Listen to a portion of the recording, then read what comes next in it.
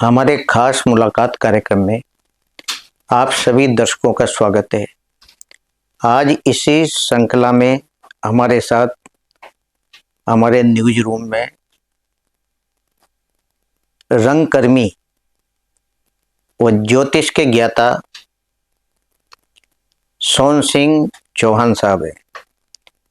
सोन सिंह चौहान साहब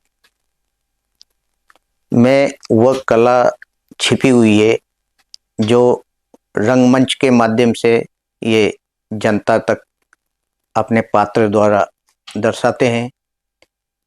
आज ये हमारे बुलावे पर हमारे स्टूडियो पधारे। इनसे इनकी कला ज्योतिष के बारे में हम जानकारी आप तक पहुंचाएंगे। आइए बात करते हैं सोन सिंह चौहान जी से।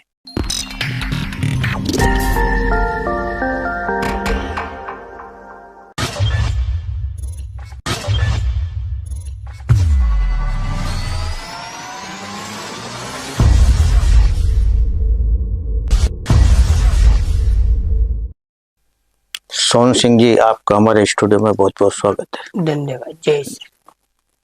सोन सिंह जी, पहले हमारे दर्शकों को आप अपने जीवन परिचय के बारे में बताएं।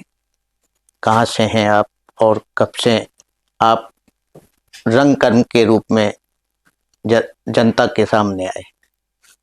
जी, मैं कोटा राजस्थान से ही हूँ और रंगकर्म की अगर हम बात करें तो 2010 से मैं रामलीला मंचन से जुड़ा हुआ हूँ, श्री राघवेंद्र कला संस्थान से। जी जी। सोन सिंह जी, ये जो आप ग्रामीण परिवेश से हैं और ये नाटक मंचन का शौक कब से लगा आपको? ये मैं गोदावरी धाम मंदिर सेवा में जाया करता था, रामचरितमानस का पाठ करने मूल रूप से। जी। और वहाँ पर आदरणीय ब्रजराज जी भाई साहब इसमें राघवेंद्र कला संस्थान का रिहर्सल कराया करते थे, तो मैं 2010 में वहां जाकर के उनके पास बैठने लगा, लेकिन मेरा मन नहीं लगा 2010 में। फिर 2011 में मैं कंटिन्यू जाने लगा और फिर मैं धीरे धीरे रोल करने लगा। जी। सोन सिंह जी, रामचरितमानस का आप पाठ करते थे और साथ में जब रामलीला मंचन के लिए नाट्य अभिनय करने लगे तो कैसा आपको लगता था उस समय? मुझे बहुत अच्छा लगता था और उससे मुझे मानसिक शांति और संतुष्टि भी मिलती थी। सोन सिंह जी, जब कोई भी कलाकार अंदर छिपा होता है, वह फिर जब दर्शकों के सामने अपनी प्रस्तुति देता है तो कैसे भाव मन में सामने आते हैं उस समय? उसके अंदर बहुत अच्छे भाव आते हैं और भगवान राम का जो काम करता है वो डायरेक्ट नहीं करता, उसके ऊपर ईश्वरीय कृपा होती है, तभी वो एक रंगमंच से जुड़ पाता है और आध्यात्मिक भगवान के काम कर पाता है। सोन सिंह जी, जब रिहर्सल करता है एक कलाकार जी, तो रिहर्सल के दौरान जो अपने भावभंगिमा यानी जब सामने प्रदर्शित करते हो तो कैसा मन में एक विचार आता है कि उस पात्र को हम किस रूप में मतलब जनता के सामने लाएं? कैसा महसूस होता था उस समय आपको? जी, उसमें सेम ऐसा ही महसूस होता है जैसे हम भगवान राम की लीलाएं कर रहे हैं और उसी समय का हमें आभास होता है जिस समय त्रेता युग में भगवान राम ने अपनी लीलाएं करी।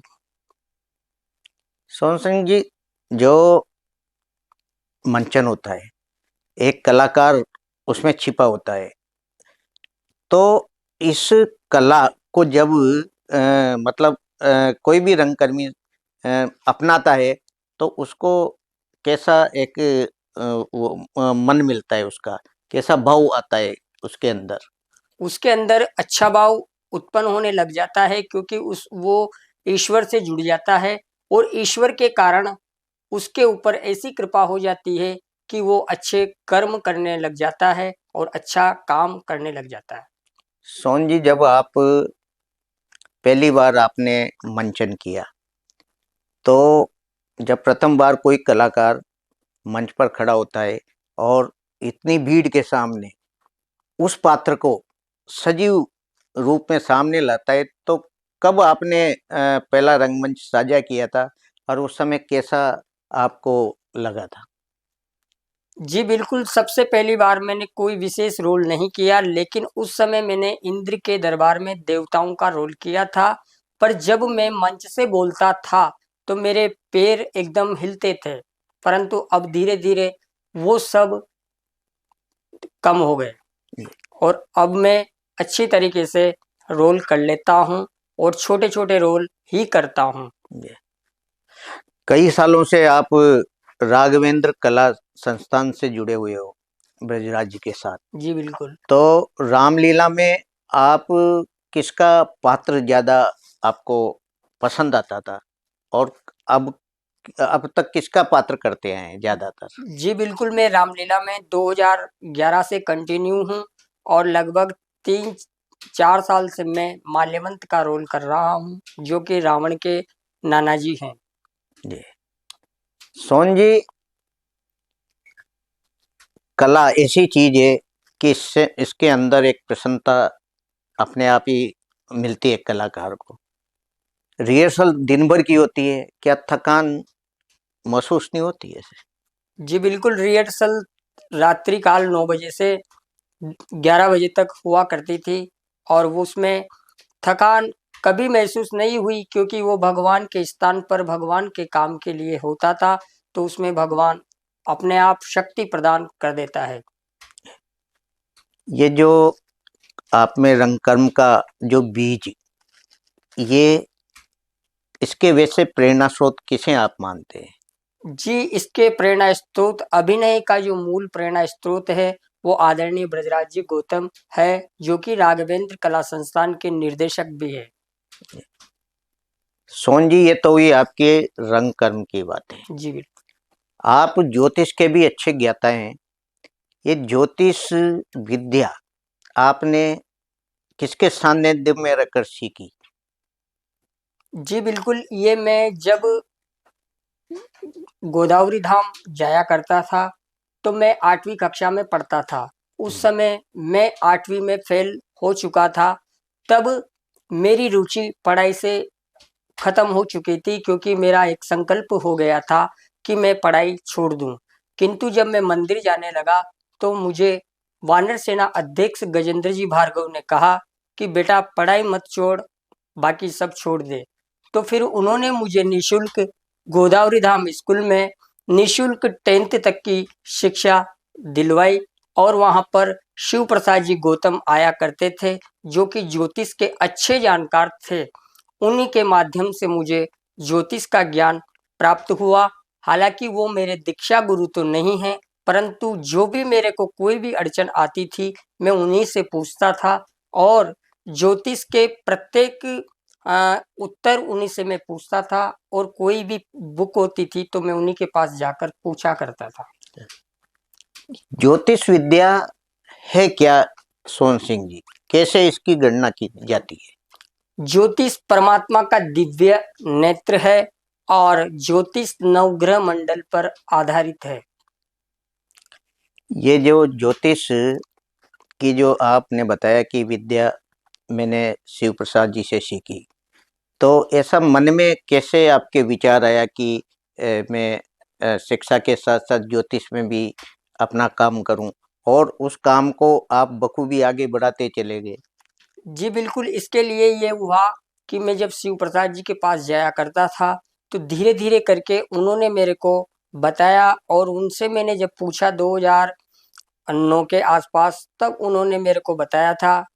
एक प्रश्न मैंने उनसे पूछा था कि मांगलिक दोष कब कुंडली में निर्मित होता है? तो उन्होंने मेरे को बताया था 1, 4, 7, 8 और 12वें घर का मंगल मांगलिक दोष का निर्माण कुंडली में करता है।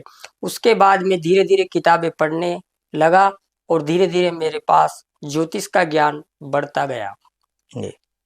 सोहन जी, सही कह रहे हैं कि मांगलिक दोष जो होता है कुंडली में, तो ये मांगलिक दोष कितनी आयु तक मतलब उसमें रहता है? जी, ये मांगलिक दोष जो होता है, ये वैसे तो नुकसानदायक नहीं है, क्योंकि मंगल के बिना मांगलिक कार्यक्रम होना असंभव है। ये कुछ गिने चुने लोगों ने बेवकूफ़ी बनाकर एक मूर्खता वाली बातें करके डराकर लोगों को, आम जनता को डराकर इसको गलत साबित कर रखा है, जबकि मंगल से श्रेष्ठ ग्रह कोई हो ही नहीं सकता। और जहां तक मेरा कहने का मतलब ये है कि मांगलिक जो दोष होता है ये कभी खत्म नहीं होता, परंतु ऐसे जातक के अंदर एक्स्ट्रा एनर्जी होती है। आप एक ज्योतिष शास्त्र के ज्ञाता है, गणना किस तरह करते हैं आप? मान लो किसी भी ज्योतिष की जानकारी आपको करनी है या किसी को बताएं तो गणना किस आधार पे करते जी, हैं? वो जन्म पत्रिका के आधार पे उसकी डेट ऑफ बर्थ जब हम निकालते हैं तो उसकी लगन कुंडली सामने आ जाती है। जातक जब प्रश्न करता है तो उसके प्रश्नों के जवाब हम उन्हें देते हैं। जी सोहन जी, आज सोशल मीडिया का युग है। जी बिल्कुल। सोशल मीडिया में कई चीजें जो डाल देते हैं वह अस्पष्ट होती है, जी तो वास्तविक गणना का क्या अर्थ है, कैसे समझा पाएंगे आप दर्शकों को?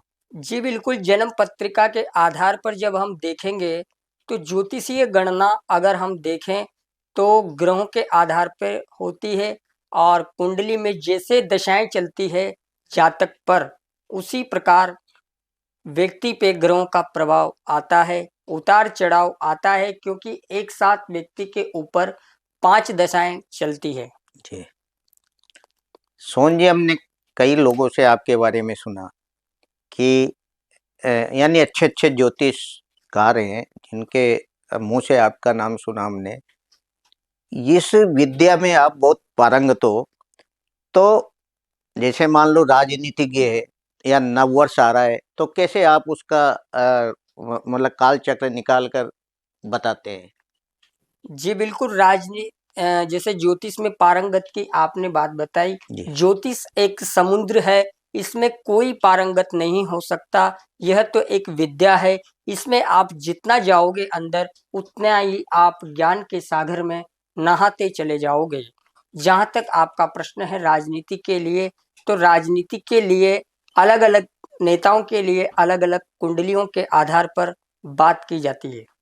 जी अब जैसे नया साल आएगा, चाहे वो हिंदी का हो चाहे अंग्रेजी का, तो इसमें किस तरह मतलब गणना एक ज्योतिषी करके पूरे साल का विवरण प्रस्तुत करता है? इसमें बिल्कुल ये है कि जैसे अंग्रेजी साल की अगर हम बात करें तो अंग्रेजी साल 2024 जो था वो शनि का साल था। यह बिल्कुल उतार चढ़ाव वाला समय था और शनि हर कार्य को डिले करता है।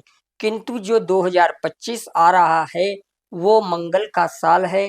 इसका मूलांक जब हम निकालेंगे तो नो आंसर आएगा, यानी कि मंगल का साल होने के कारण जिन लोगों की जो भी इच्छाएं थी, यानी कि मांगलिक कार्यक्रम जितने भी पेंडिंग पड़े थे, वो सब पूरे होने की पूरी पूरी संभावना है।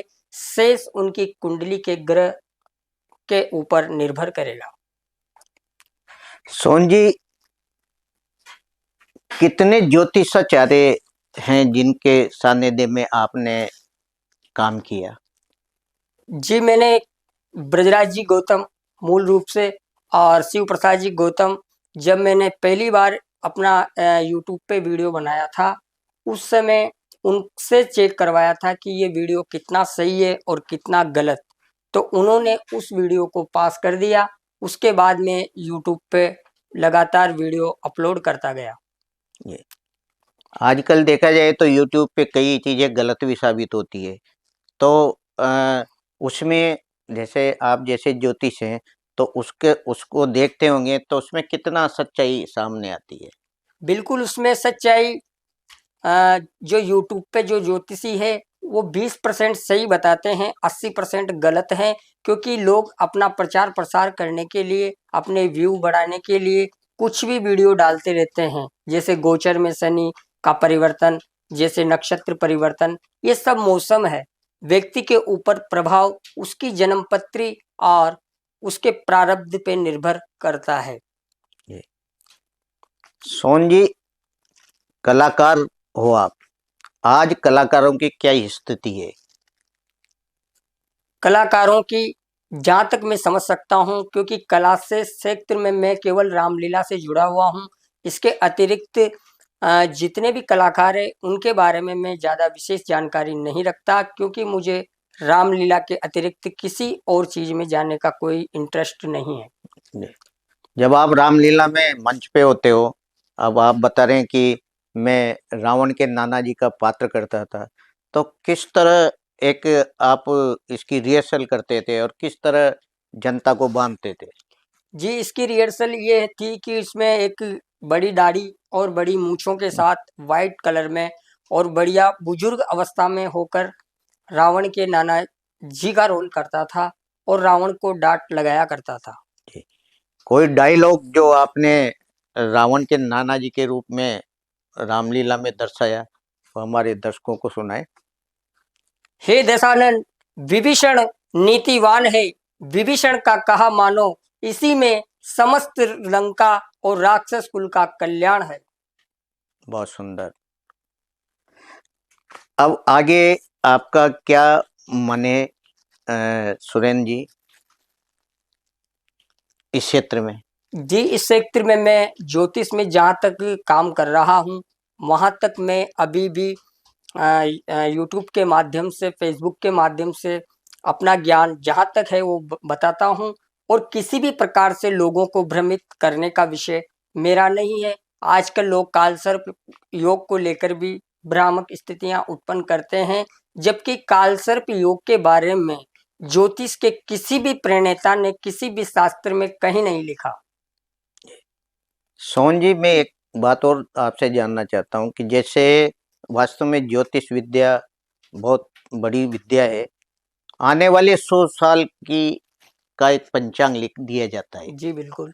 तो ये आने वाले किस दिन सूर्य ग्रहण होगा, किस दिन चंद्र ग्रहण होगा और किस समय क्या होगा, तो ये गणना कैसे एक ज्योतिष कर पाता है? जी, ये ज्योतिष पंचांग के अनुसार देख के बताता है। जी। पंचांग में पहले से ही लिखी हुई होती है। नॉर्मल ज्योतिषी भी पंचांग में ही देखेगा, उसको भी कुछ पता नहीं होता है। जी, ये थे हमारे साथ रंगकर्मी व ज्योतिषी सोहन सिंह चौहान साहब।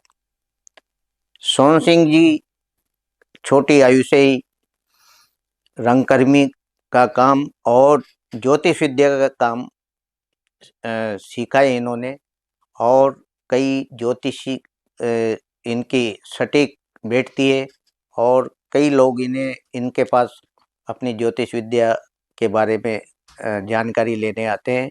और रंग कर्म के रूप में इन्होंने रामलीला में मंचन किया है और रावण के नाना जी का पात्र इनको दिया जाता है, वो बखूबी करते हैं। 2011 से ये रंगकर्म और ज्योतिष से जुड़े हैं।